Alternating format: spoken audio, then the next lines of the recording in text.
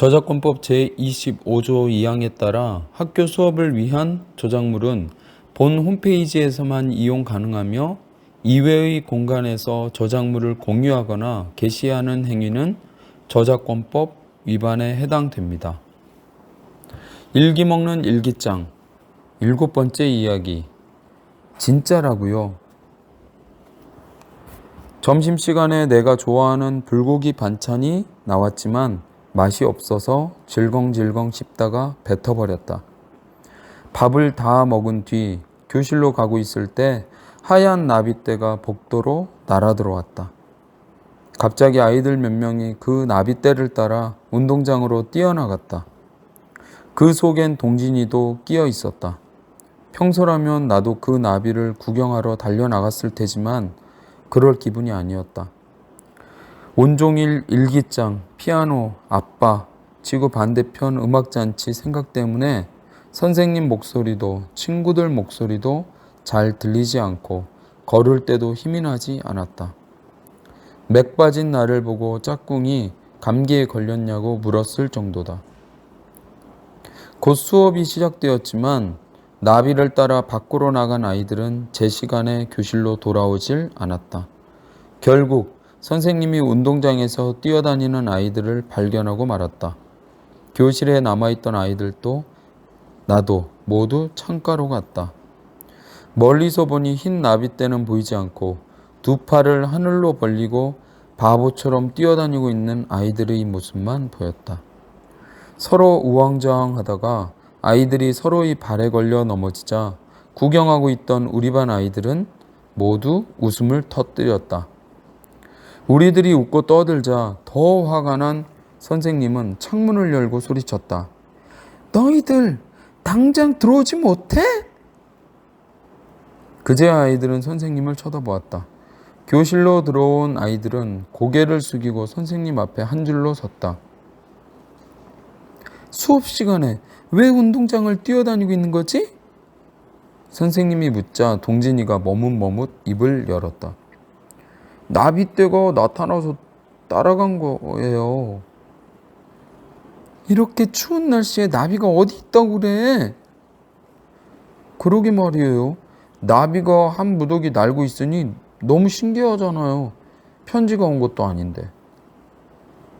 운동장에 놀러 나가놓고 나비를 봤다고 거짓말이니?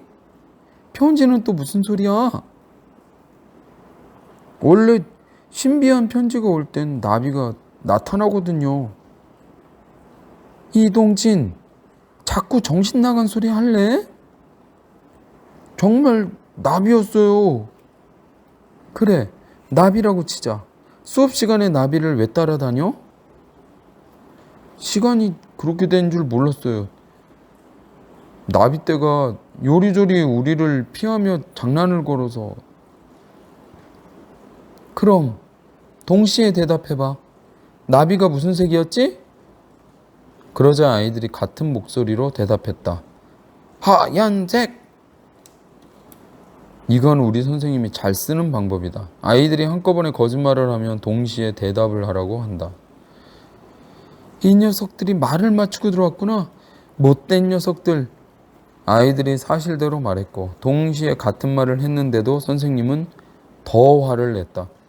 선생님은 아이들에게 복도에 나가서 손을 들고 있으라고 했다. 선생님은 우리가 말을 안 들으면 늘 복도에서 손들기 벌을 준다. 선생님은 화가 풀리지 않았는지 계속 중얼거렸다. 한겨울에 나비는 무슨 나비? 거짓말을 해도 앞뒤가 맞아야지 원. 나도 나비를 봤다고 말할까? 동진이가 얄미워서 도와주고 싶지 않았지만 그래도 내가 나비를 본 건 사실이었다. 유지민, 너 지금 무슨 생각을 하는 거야? 네? 모두 책을 보라고 하는데 왜 복도만 보고 있는 거냐고? 손 들고 벌 서는 것이 부럽기라도 한 거니? 사실 저도 나비를 봤거든요. 쟤네 말이 진짜예요. 당장 이리 나와. 선생님은 나를 복도로 내쫓은 뒤 화가 나서 소리쳤다. 첫눈 내린 게 지난주인데 나비를 본 거짓말쟁이가 또 하나 있군. 선생님의 지시대로 나도 손을 들고 벌을 서야 했다. 하필이면 왕재수, 이동진 옆에서 말이다. 동진이 옆에 서니 또 지구 반대편 음악잔치가 생각났다. 나는 거기에 나가고 싶어졌는데 나가서 상을 받을 자신은 없다. 동진이네 집은 부자고 그랜드 피아노도 있고 갖고 싶은 건 언제든 살 수 있으니 지구 반대편 음악잔치 같은 건 나가지 않아도 될 거다. 내가 그런 생각을 하고 있을 때 교실 문이 열리며 선생님이 아까보다 더 큰 소리로 내 이름을 불렀다. 선생님 손에서 내 일기장이 펄럭이고 있었다. 유지민! 왜 또 일기를 안 써온 거지? 일기 썼어요. 제 피아노 이야기요. 피아노? 네, 제 피아노는 라와 솔이 고장났거든요. 그런데 엄마가 어제 피아노를 중고 피아노 가게에 팔아버렸어요. 저는 피아노가 없으면 또 거짓말 할래? 네가 다른 말썽이 없어서 선생님이 참았는데 한두 번도 아니고 이제 안 되겠다. 정말 저는 일기를 썼어요, 선생님. 정말이에요. 자주 있었던 일이지만 오늘따라 억울해서 참을 수 없었다. 이번에도 일기장이 일기를 먹었다는 거니? 네, 진짜라고요. 유치민, 오늘 당장 부모님 면담을 해야겠어. 나비를 봤다고 하지 않나? 걸핏하면 일기장이 일기를 먹었다고 하지 않나? 그때였다. 갑자기 동진이가 흥분된 목소리로 끼어들었다. 아니에요, 선생님. 지민이는 정말 일기를 써요. 지민 일기장이 일기를 먹는 건 진짜예요. 이동진! 그러고 보니 너도 서너 번 똑같은 거짓말을 했었지? 그래. 일기장이 입이 달리기라도 한 거야? 선생님은 너무 화가 나서 동진이와 나를 교실 칠판 앞에 데려와 세웠다. 이동진, 그리고 유지민, 일기장이 입이 달렸다는 이야기를 자세히 해보지 그래? 나는 동진이에게 작게 말했다. 동진아, 말해도 안 믿으실 거야. 그냥 말하지 마. 그러나 동진이는 내 이야기를 듣지 않았다. 선생님, 사실은요, 요즘 제 일기장이 일기를 먹었다고 한 거요. 그건 거짓말이었어요. 제 책가방이 책을 먹었다고 한 것도, 제 수학공책이 답을 먹었다고 한 것도요. 그것 봐. 내 이럴 줄 알았다니까? 하지만 지민이 일기장은 정말로 일기를 먹어요. 지민이가 쓴 일기가 다음날 사라진 걸 저도 몇 번이나 봤어요. 그래서 저는 일기 쓰기 귀찮은 날 일기를 쓴 척하고 선생님께 지민이 흉내를 내서 거짓말한 거예요. 동진아, 정말이야?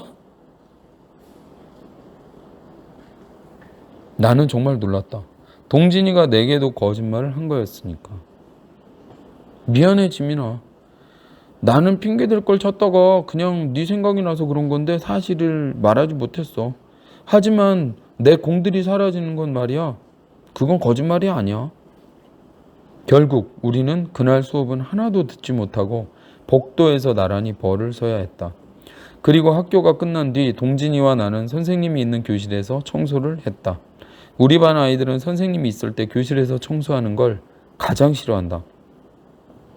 가끔 선생님이 없는 날 청소 당번에 걸리면 그야말로 교실은 우리들의 천국이 된다. 아이들은 책상에서 뛰어내리며 빗자루 싸움을 하고 마른 걸레로 썰매를 타기도 한다. 그리고 피아노를 칠 수도 있다.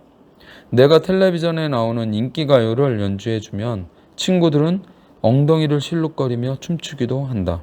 하지만 오늘은 선생님이 환한 얼굴로 책상에 앉아 있어서 우리는 눈치를 보며 청소를 했다. 선생님은 청소할 때 소리내는 것을 싫어하기 때문에 우리는 빗자루질도 살금살금 해야 한다. 동진이와 나는 일주일 동안 이야기를 하지 않았기 때문에 서로 눈치를 봤다. 화해한 것이나 다름없으니까 미안하다는 말은 하지 말까? 사실 내가 엉터리 연주를 할 줄 모르는 것이나 동진이가 엘리제를 위하여를 연주할 줄 모르는 것이나 다를 게 없긴 없잖아. 내가 먼저 동진이의 자존심을 건드린 건 사실이야. 나는 동진이에게 무슨 말부터 걸어야 할지 몰라 어색하게 빗자루질을 했다. 아이들의 책상 밑에는 연필과 지우개가 잔뜩 떨어져 있었다. 나는 물건에 쓰인 이름대로 아이들의 서랍에 물건을 챙겨 넣었다. 그 일을 다 하고 걸레를 빨기 위해 화장실에 갔을 때 동진이를 만났다. 동진이는 화분에 물을 주고 있었다. 큰 화분을 화장실까지 가져와서 물을 준 뒤 물이 다 빠지기를 기다렸다가 다시 가져다 놓는 것이다. 선생님을 왜 물 뿌리개로 물을 못 주게 하는 거야? 동진이가 혼잣말처럼 내게 말을 걸었다. 교실에 물이 흐르는 게 싫어서 그런 거겠지. 교실 바닥에 물이 한 방울만 떨어져도 째려보는 걸? 나도 혼잣말처럼 동진이에게 말을 걸었다. 나 저번 주에 떠들다가 걸려서 청소한 날 화분에 물을 어떻게 줬는지 알아? 화분을 화장실에 가져와서 그냥 놔뒀다가 들고 갔어. 물 안 주고? 우리 엄마가 그러는데 이런 화초들은 매일 물 주는 게 아니래. 며칠에 한 번씩만 주는 게 좋대. 그런데 우리 반 화분들은 매일 물을 듬뿍 먹잖아. 그럼 뿌리가 썩어서 죽는 거야. 네가 좋은 일을 했다는 얘기구나. 내가 물도 안 준 화분을 들고 교실로 들어가는데 선생님이 이러는 거야. 이동진, 물은 다 뺐겠지? 교실에 물 흘리지 마라. 크크크. 그래서 내가 뭐라고 대답했겠냐? 네, 절대 물 안 흘러요. 한 방울도 안 흐를걸요? 그런데 왜 오늘은 물을 준 거야?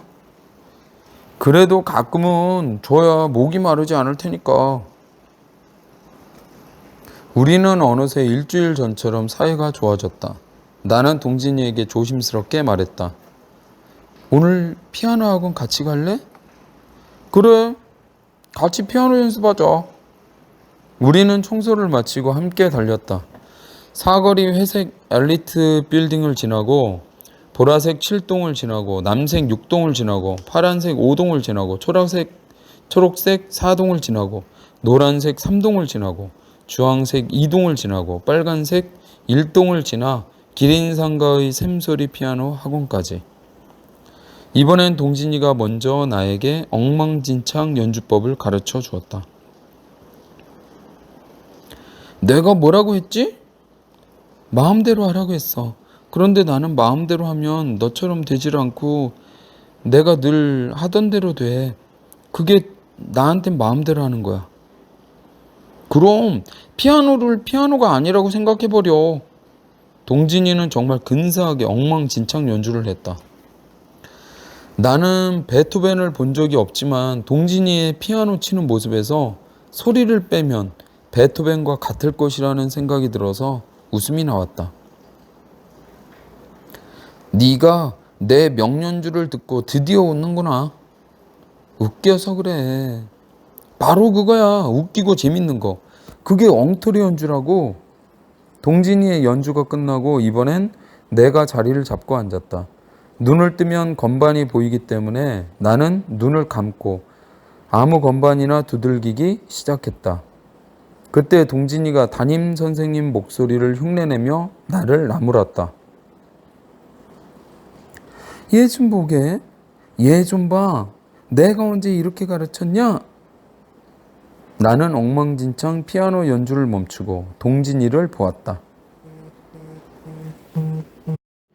아직 모르겠다는 표정이네. 아무거나 두들기려고 했잖아. 그런데 지금 너는 그럴듯한 피아노 연주를 했다고. 아무거나 눌렀단 말이야. 너는 엘리제를 위하여랑 거의 비슷한 곡을 연주했어. 적어도 엘리제를 위하여가 어떤 곡인지는 나도 알거든. 그 얘기를 듣고 보니 내가 베토벤의 엘리제를 위하여를 연주한 것도 같다. 동진이가 엉망진창 연주하는 모습을 보고 베토벤을 상상하고 있었기 때문이다. 그러니 충분히 그러고도 남을 것이다. 나는 왜 이 모양이지? 나는 내 머리를 마구 헝끌어뜨렸다. 그런 내 모습을 보고 동진이가 웃으며 말했다. 히히히. 네가 피아노 앞에서 이럴 때도 있구나. 그럼 피아노 건반을 모래밭이라고 생각해봐. 그런 다음 마구 달려. 동진이의 설명대로 나는 피아노 위를 넓은 모래밭이라 생각하고 신나게 달려보았다. 멀리 뛰기도 하다가 점프도 하다가 전속력 질주도 하며 놀았던 것처럼 말이다. 이번엔 네가 엘리제를 위하여를 배울 차례야. 그런데 샘 선생님도 못 가르친 걸 내가 어떻게 할 수 있다는 거지? 그러게 말이야. 엉망진창 피아노 연주야. 조금만 연습해도 될 것 같지만 나는 몇 년을 다녀도 안 된 건데. 그런 말이야. 너는 건반을 게임판으로 생각해 봐. 서로 붙어 있는 두 개의 건반을 한 번에 누르면 너는 아웃이야. 그리고 잘 봐.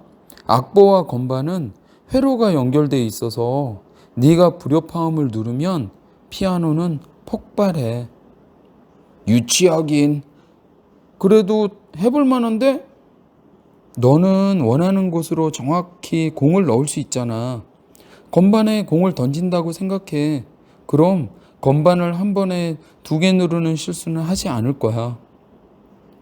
우리는 서로 도와주며 피아노 연습을 했다. 동진이는 피아노 시간이 끝나고 집에 가기 전이면 언제나 학원에 있는 낡은 컴퓨터로 게임을 했는데 어쩐 일인지 그날은 피아노 연습에만 푹 빠졌다.